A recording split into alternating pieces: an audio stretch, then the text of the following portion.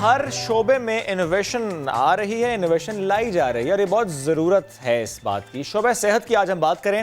کس طریقے سے یہاں پر ترقی ہو رہی ہے۔ پاکستان میں اب نئے ڈاکٹرز یہ جو سیکھ رہے ہیں، ان کے نئی ٹیکنالوجیز متعارف کرائی جا رہی ہیں، خاص طور پر وہ میڈیکل اسٹوڈنٹس جو گائنیکولوجسٹ بننا چاہتے ہیں۔ ان کے اب سیمولیٹر تیار ہوا ہے جس کے ذریعے وہ زچگی سے متعلق تعلیم حاصل کر سکیں گے، پیچیدگیوں کو بہت واضح طور پر دیکھ سکیں گے، سمجھ سکیں گے۔ یعنی آپریشن سے پہلے آپریشن کے سارے مراحل،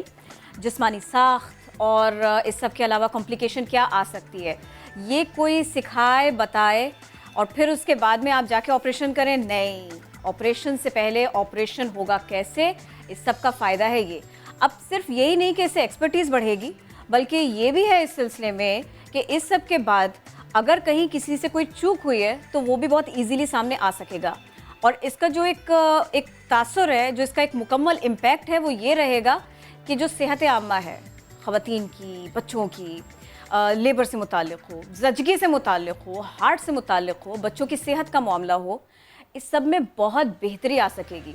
آپ کے علم میں ہوگا کہ ڈائگنوسس اور اس کے بعد میں اس کا علاج، معالجہ، اور پھر وہ ہو بالکل ماہرانہ انداز میں، اتنی معلومات کے ساتھ میں۔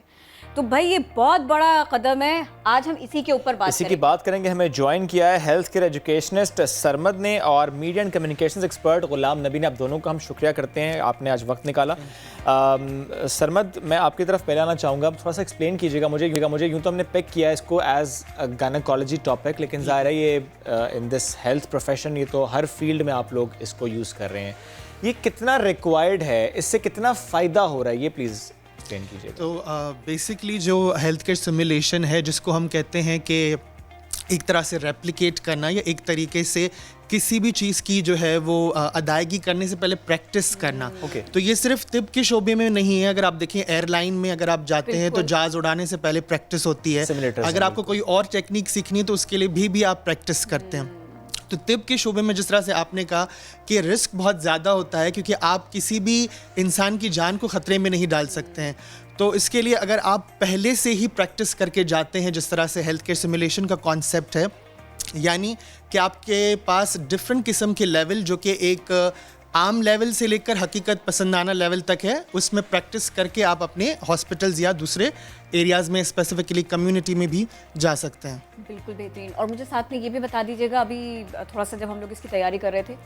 یہ ایک پیشنٹ کے لیے کتنا امپورٹنٹ ہے، یہ اس کے لیے کتنی اچھی خبر ہے؟